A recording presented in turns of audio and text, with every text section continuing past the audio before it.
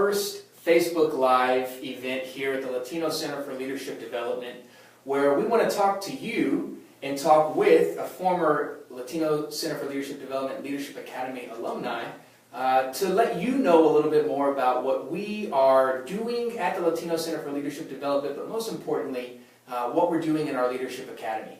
And at the end of this, how you might be able to learn from our Leadership Academy as well through our the application process that will point you in the direction of, because at the end of the day, ultimately we want to try to answer as many questions as we can from you about what we're doing in the Leadership Academy. So my name is Miguel Solis, and I serve as president of the Latino Center for Leadership Development. And with me today is Chequan, who is a former Leadership Academy alumnus and someone who has just done phenomenal work in the city of Dallas as a public servant and as someone in private business as well. Before we get into our conversation with Chequan, there are a few things that I want to accomplish. Number one, I want to tell you a little bit about what we do with the Latino Center for Leadership Development. And number two, I want to answer some basic questions that we've already received about how to get into the Leadership Academy, what we ultimately do in the Leadership Academy, and what we ultimately look for when we accept people into the Academy. So first, you should know a little bit about our organization. The Latino CLD was established about 3 years ago now, and our primary goal was to ensure that as the Latino population continues to grow exponentially and rapidly, that presents a set of opportunities and challenges for the nation. And we want to make sure that as that population growth continues to expand, that we put policies in place that will allow for Latinos to be successful, because we know if Latinos are successful in America, America is successful in general. And so we created 3 different programs within our organization. First, a year-long Leadership Academy, where we train people like Chequan who may be interested in getting involved in policy roles, whether that's as an elected official or an appointed official, and give them the tools they need to be successful, while at the same time learning a little bit more about the opportunities and challenges presented by the growth of the Latino population. The second thing we do is we have a policy institute in conjunction with the Southern Methodist University Tower Center for Political Studies, where we are creating new ideas, new research, and new policy solutions to help improve the experience of Latinos across the United States. And then lastly, we have a set of strategic initiatives, which are basically special projects aimed at highlighting and addressing issues that are impacting Latinos today that we know it'll take time to develop leaders and policy solutions for.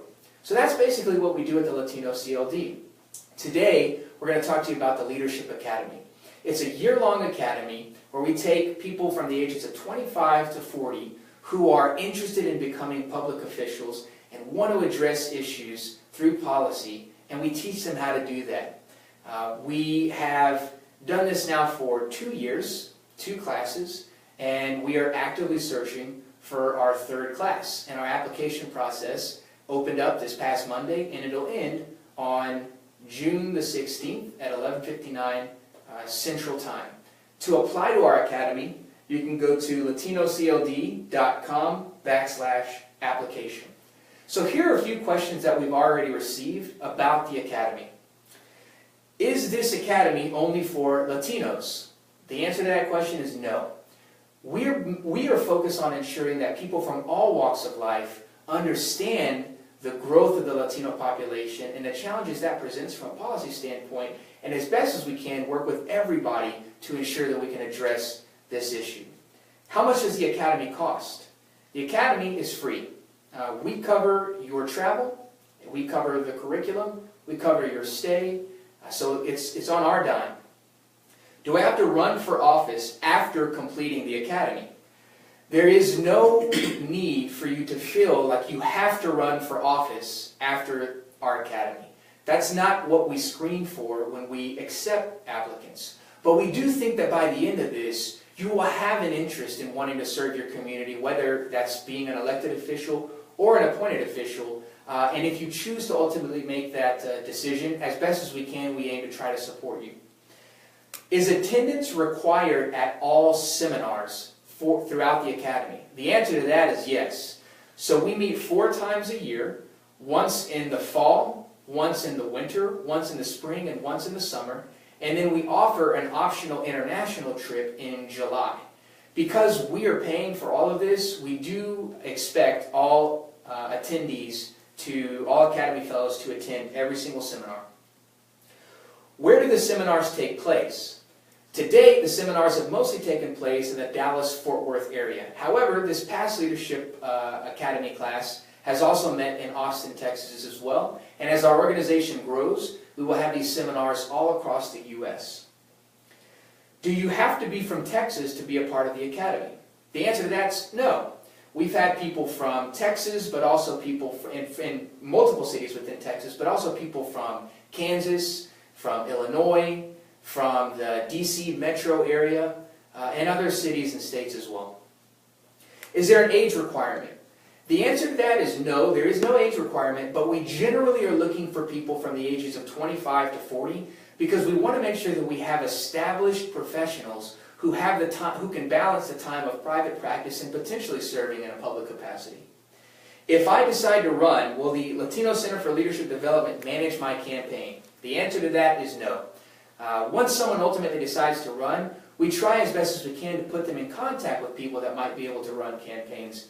But we don't run anybody's campaign. We just get you ready to be able to be successful once you decide to run and serve. And then finally, how do I apply to the Academy? Again, the best way to apply to our Academy is at latinocld.com/application. The application is live now, and I'm certain after our conversation with Chequan that you'll be really inclined to do so and apply. And so with that, let's get into our conversation with Chequan. So Chequan, thanks for joining us today. Happy to be here. Chequan Lewis grew up in Fort Worth, Texas.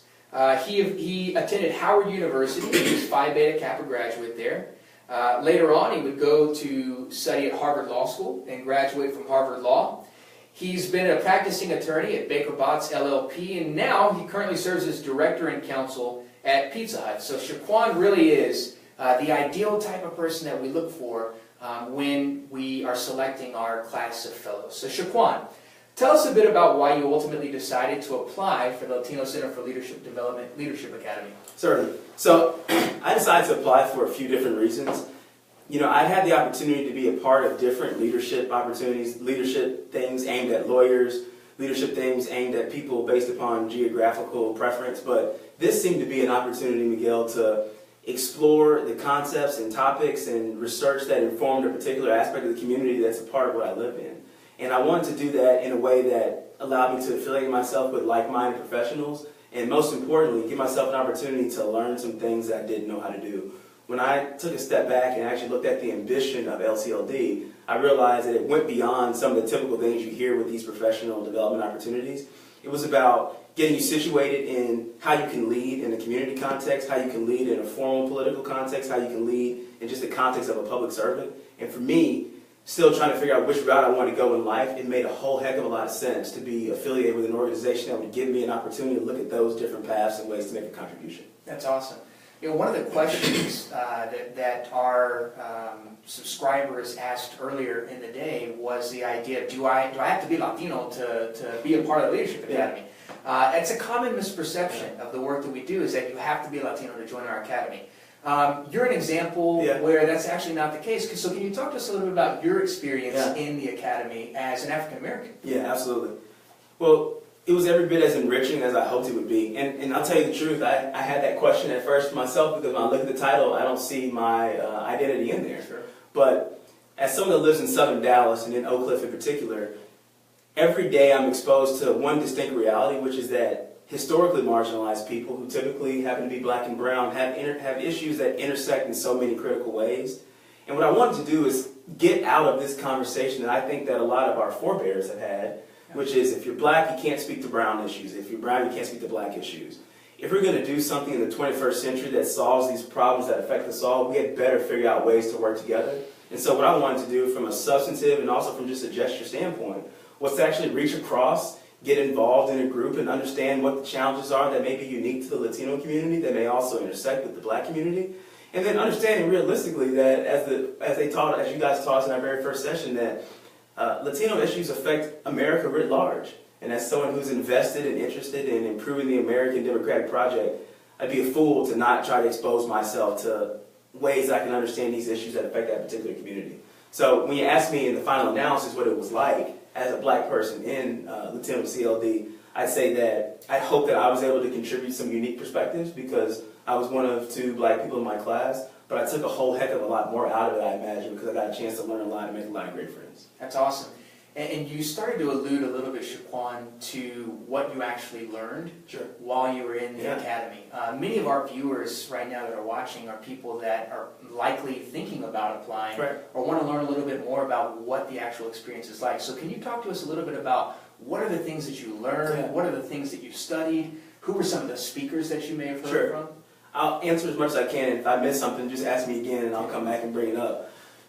What I really loved was we started the academy with a session that gave me a chance to be a huge nerd, like you know I am, and that was a situation focused almost exclusively on setting the table from a policy standpoint and setting the table from what is the issue as it pertains to Latinos in America. Okay, so what did that look like? I think Mickey Edwards, former congressman, was our very first speaker, and that was a conversation about how does democracy actually work and what does it look like. I distinctly remember asking him questions about theories of political involvement, theories of what it means to be a delegate or a trustee if you decide to run for office. We were having this framing conversation that says, what does it actually mean to inject yourself in American democracy? And then we dovetailed that conversation with really hard-hitting, factually centered conversations about what part of the American population are Latinos? What are some very critical issues that face Latinos? What are some issues around immigration and solutions that we have seen work? What are some things we've seen attempted and failed? That first seminar was really about setting that table to understand what is the project that we're undertaking and what does it mean when it intersects with government or service generally as a context. In these other seminars, we had 3 more, and we explored these things I think are really critical to helping you figure out the ways in which you fit into this system of service.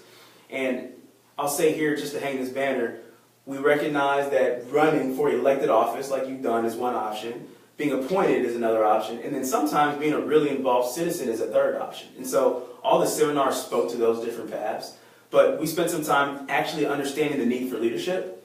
What are the issues that I hear that are facing everyone? And I kind of alluded to that. We spent some time also in another seminar unpacking what our personal narratives are. If I'm going to run, what do I have to actually bring to the table? And let's stop right there for just a second, because I vividly remember Chequan in our second seminar having a conversation with one of our speakers, a great emerging journalist in the nation, Ed O'Keefe, who you can find on the Sunday morning political talk show Space the Nation on CBS. So Ed is a Washington Post reporter. And I remember Ed asking you a lot of these personal questions to try to get a better sense of who you were. And in that process, you began to realize the dynamics of your own personal narrative that I think in the future you can use in trying to get people to really understand who you are and also connect with them as well. It was helpful to unpack that. You know, these are folks that are incredibly talented at what they do. He mentions Ed as a journalist, but there are also some people who probably hold themselves out as social scientists or something like a psychologist to help you unpack these stories as well. And in my profession as a lawyer, you get very good at giving people the narratives that they want to hear. And when you do that, you almost can become a shell of yourself. And what I realized in talking with these folks and interfacing with my classmates is there's a lot more to why I want to do what I want to do than I even realized. And there's a lot more to why I want to serve the ways I want to serve than I actually realized. And so having time to literally sit and be asked these questions in front of your classmates, and then, maybe perhaps most enriching, turning to your classmates and asking these questions of each other was a really critical experience. There's another component, too, that's about, if I want to run, specifically, how the heck do I do that? You know, I'm a person that grew up in politics. I've worked on campaigns at the congressional level and also statewide level. Even for me, as someone who's a bit of a politico, I still found it particularly enriching because I've never had to sit up and think about fundraising for myself. It's always been about another candidate. So conversations where we say, hey, make a list of the type of people you would ask for money, and then do a 30-second elevator pitch about how you'd ask for that money depending on the group that someone falls in is incredibly useful. Having the time to stop and think about what is an issue that actually affects the sort of the unit of government that you want to represent is incredibly useful. It's one thing to say I want to be a congressman and represent District 30. It's another one to talk to you about the 3 to 5 issues that I think I'm going to actually get done when I go to Washington. Absolutely. So this idea of what does it mean once you know you want to run, how do you get from being Chequan to candidate Chequan was really useful. And there's another seminar that I found extraordinarily useful as well, which is, now I've been elected, now what? Yeah. What do I do? All too often, and then, you know, this is especially true in communities that are historically marginalized. A lot of times you see representatives run and have all these compelling narratives, and when you get to Washington, when you get to Austin, when you get to the round table in Dallas, you don't deliver. Yeah. That's because you didn't know why you were there and what you're going to try to get done. And so there's a really big part of understanding alliances and how to get legislation passed and thinking about the way that rules work. So it was really informative in all these different ways that you would try to analyze what it means to go from this point as someone coming in as a fellow to projecting myself into whatever environment of service I thought made the most sense. That's really great. I mean, that really is a great summary of the different components of what everybody learns when they go through our academy, and so you summed that up really well. Chequan, probably many people that are watching this video are individuals that have some affinity for the notion of public service, right? Right. Like, you wouldn't want to be a part of this academy just to be a part of an academy. You want to be a part of an academy because you think there's something about public service that matters. What public service positions have you had, and why are you drawn to the idea of public service? Sure. You know, for me, I'm the kid of a guy who grew up picking cotton before he went to school every morning. And when I look at the opportunities that I've had now and the opportunities that my dad had at the same age, a really big and critical difference between my trajectory and what he had was put in front of him was the ways in which government impacts people's lives. And so for me, always appreciating that critical distinction and knowing that it was nothing of my doing, nothing that was really within my control, I've always recognized and had sort of a hankering to put my hands on the machinery of government in a way that shapes lives and reaches people who exist at the margins of society. So that is sort of this general global but personal call for me in terms of public service. To answer your question about what type of public service have I been involved in, I mentioned going through and having interned on Capitol Hill, having done campaigns, but the things of which I'm the proudest, Miguel, are the stuff that I've done right here in Dallas. I've been appointed to a couple of different city boards, but the one that I'm on right now, and the one I'm most proud of, is the South Dallas Fair Park Trust Fund Board. I was recently appointed the chair of that board by our mayor here in Dallas. What does that board do? So what that board does, we manage about probably $3 million in any given time a year. And what we do is, there's an area in Dallas, for folks that don't know, called South Dallas Fair Park. It is one of these historically marginalized, historically underrepresented and underserved areas that I'm always talking about when I weave these things through my narrative of public service. And what the Trust Fund Board does is it takes the city dole and looks for opportunities to stimulate non-governmental partners that are doing good work. Yeah. It appeals to me because I recognize that government can't do all things and it can't be all things to all people. But what it can do is it can unlock the potential of citizens who see problems and want to actually solve them. So what we're actually doing is, on any given year, we'll inject $750,000 to $1.5 million into the community in this South Dallas area to folks who are doing work in the name of public service, work in the name of educational empowerment, work in the name of economic development. These things that City Hall can't necessarily get done and maybe shouldn't get done, but it's having people who work in and live in and serve in these communities actually pick themselves up with government money and spending it against things that make a whole heck of a lot of sense. Well, and it sounds like a tremendous responsibility. And it seems like there's a lot of power there, right, to be able to have an impact on your community. But you didn't have to run for that. No. Yeah, so it's an appointed board, correct? Yes, it is. And it's something that's been eye-opening because I think if you grow up as a politico, you only think about the elected path. Yeah. Now, what is true is these appointed positions don't exist without someone getting elected. Right. But the reality is, for someone like me who's working in the private sector right now, as you mentioned, it's a tremendous opportunity to inject myself in the governmental space and to do things that actually impact people's everyday lives. And so what we're doing is we have the power of the purse over the money that comes into the city coffers. We are appropriating tax revenue to actually make sure that it makes a difference in these communities that I'm talking about. So, Chequan, one final question before we open up questions for our audience, because I know we've gotten a few. Now that you've completed the academy, what advice would you give to those individuals considering applying to the academy? Yeah, succinctly, my first piece of advice is apply. And then when you apply and you get in, really lean into the experience of being sort of shaped and transformed by a lot of experiences you didn't expect to have. No matter how connected you are, no matter how much exposure you've had to politics or ostensibly important people, I don't think anything quite prepares you for Latino CLD's Leadership Academy other than actually going through it. Being exposed to Henry Cisneros on one end, being exposed to former HUD secretary absolutely. and San Antonio mayor. Absolutely, and then being exposed to former President of Mexico, Vicente Fox. These opportunities and a whole host of people I could never name with the time that we have. That's going to be something that critically transforms you forever. So bring your ideas and your expectations and your understanding to the table, but also be blank of enough of a slate to be molded and shaped and allow the trajectory of your life to be changed by these experiences and this exposure. That's really great advice, Chequan. And with that, why don't we go to a few questions from our audience? So we have one question. If you could just go over the details of the cost one more time for those who tuned in. Absolutely. So we've gotten multiple questions about the cost for the Academy. And I've got great news for you. There is no cost. We take care of the cost. It's on us. And really the goal there is, we want to make sure that we're doing this the right way and that you have every opportunity, regardless of your circumstances, to learn from some of the best people. I think in some ways, we've used our organization as a way to attract a group of people who may have never thought that this was this type of academy or these type of people that you already alluded to, former congressmen, former congresswomen, former mayors, current state representatives, people they thought maybe we'll never be able to talk to individuals like that.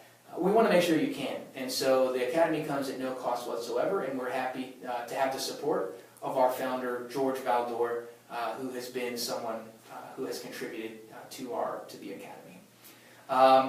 So I'm not sure if we have any other questions, but what we will do is this. We'll give Chequan sort of the last word on the experience that he's had with the Latino CLD in general, and then I'll remind you how you can apply. Sure. The experience that I had, it surpasses everything else like this that I've done, quite frankly. I've been really enriched on a substantive basis. One of the things you'll get in advance of all the seminars is fairly extensive reading that's going to address the topics that we cover. And if you take that seriously, it really does open up a whole world of questions that makes your time more enriching with the people that will come and visit with you. But that takes a lot of time and effort behind the scenes, so I've always appreciated the people that prep us to get ready to do that type of work. So it's unsurpassed in that respect.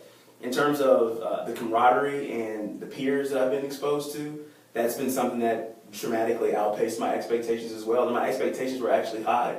But I would put my classmates, the fellows, I'll always say the inaugural class is the best class, but I would put our class of fellows up against any other group of people with which I've been affiliated. And I mean that from a head and a heart standpoint. And I think the last thing I'd say about the experience is that I'm really proud to be a part of something that is breaking down barriers, that is setting new standards, and that I fundamentally believe through the Academy, through the research that we're doing at SMU, and through the positions that we take on strategic initiatives, is actually going to make a difference in the way that America not only embraces and addresses Latino issues, but in the way that we address all these issues that affect all people from historically marginalized populations. Chequan, I couldn't have said it better myself. We want to thank you again for joining the Academy, for joining us here tonight and sharing your wisdom. And for all of you who are considering applying, make sure that you go to latinocld.com/application and fill out your application now. The application is due no later than June the 16th at 11:59 Central Time. And if you want to hear from more Leadership Academy alumnus who've gone through this program, join us next Thursday where we'll talk to another person and get a different take on their experience they had with the Academy and answer any questions that you may have. With that, thank you for joining us tonight. Thank you again, Chequan, and we look forward to seeing you next Thursday and to seeing your applications arrive at latinocld.com/application. Have a great evening.